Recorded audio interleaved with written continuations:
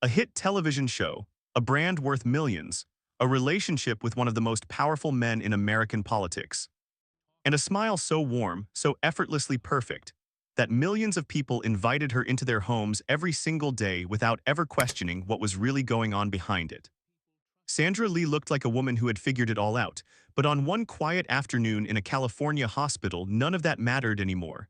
The cameras were off. The studio lights were dark.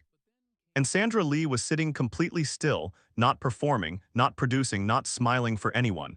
She had just received news that would change everything. And the people who loved her most had no idea what was coming. This was not a scandal. This was not a career collapse. This was something far more personal and far more frightening. Because no matter how much money you have, no matter how famous your name, there are moments in life that strip everything away and remind you of what you actually are. Human, fragile. Alone in your fear, and this is that story. Sandra Lee did not grow up with the life she would eventually build. Born in 1966, her childhood was anything but glamorous. Her parents' marriage collapsed early, and Sandra was raised largely by her grandmother. Money was tight, stability was rare. And the warmth she would later teach millions to create in their own kitchens was something she first had to learn to give herself. But Sandra was never someone who stayed down for long. She worked. She hustled. She sold window treatments door to door as a young woman and turned that into something real.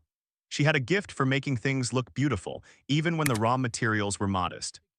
And that instinct, that relentless drive to take whatever she had and make it feel like more, carried her all the way to television. Her show, Semi-Homemade Cooking, became something no one in the food world had quite seen before.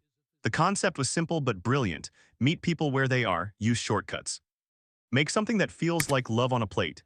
And millions of exhausted, busy, stretched-thin Americans responded. They didn't just watch Sandra Lee, they trusted her. Her brand expanded fast. Cookbooks, product lines, magazine covers.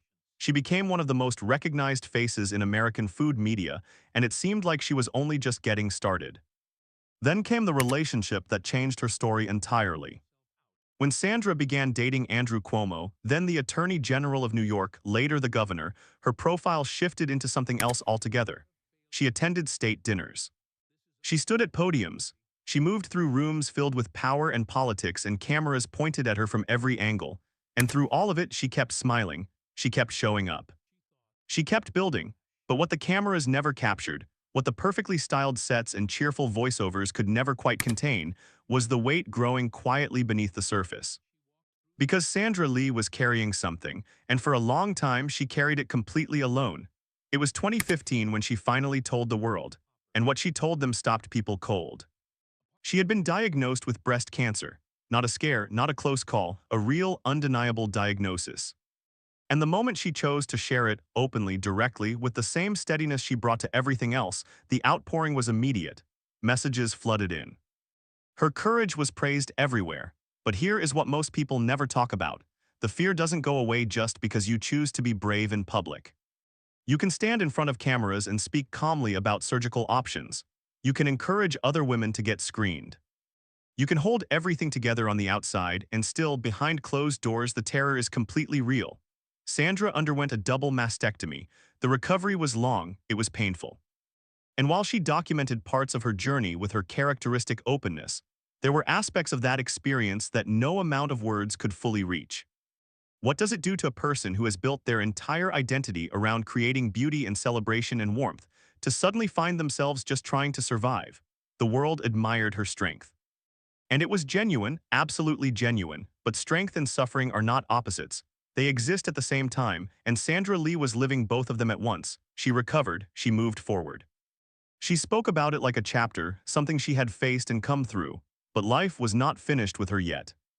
There is a particular kind of exhaustion that builds when you have been strong for too long. Sandra had survived cancer. She had rebuilt. She had kept working and showing up and creating, exactly the way she always had. By the time the 2020s arrived, she seemed from the outside to be completely intact. But the years leading up to that had taken something from her that wasn't visible from the outside. Her 12-year relationship with Andrew Cuomo ended in 2019, a decade-plus partnership. A shared public life, a future that had seemed certain, gone. And while both of them handled it with quiet dignity, the end of something that long and that deep lives marks that no press statement can capture. And then came 2020. A year that broke people who had never been broken before.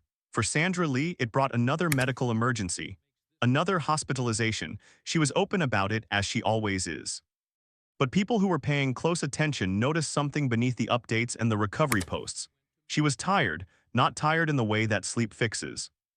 Tired in the way that accumulates when life keeps asking more than it seems fair to give.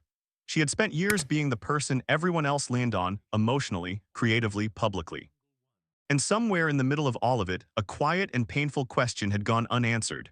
Who was there to hold Sandra Lee? And that's when things took a turn no one saw coming. In 2022, something happened that shook even the people who thought they knew her story well. Sandra Lee was hospitalized again. This time with meningitis, a condition that can be life-threatening, that strikes without warning, and that demands absolute stillness from a body that had almost never been allowed to rest. The woman who had built an empire on energy and warmth and relentless forward motion was forced to stop, completely, without negotiation. People close to her described how frightening it was to witness, because this was not something she could organize her way through or perform her way past. This was her body, the same body she had already fought for once, sending a message that could not be ignored. Enough. The news shook her fans in a way that felt different from before. Comment sections filled with something that wasn't just sympathy, it was genuine alarm. People who had watched her for years were suddenly confronted with a reality they hadn't prepared themselves for. The person who had always seemed so capable, so composed, so completely together, was fragile in ways they had never fully allowed themselves to imagine. She recovered. But recovery, as Sandra Lee understood better than most, is not the same as being unchanged. Something had shifted, and she knew it. The version of Sandra Lee who had spent decades performing strength for the world was beginning to ask a quieter, more honest set of questions. Who am I when no one is watching? What do I actually need? And what have I been quietly putting off that I can no longer afford to ignore? Here is what the people watching from the outside often miss about her story. It is not a tragedy, it is a reckoning, and there is a real difference between the two. A tragedy is something that happens to you.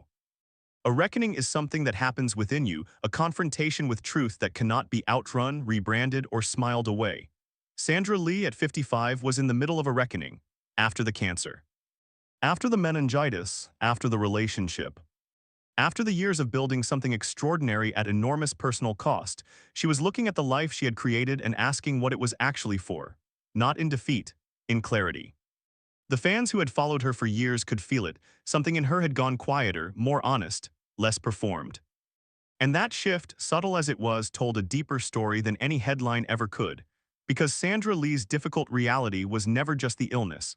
It was never just the breakup.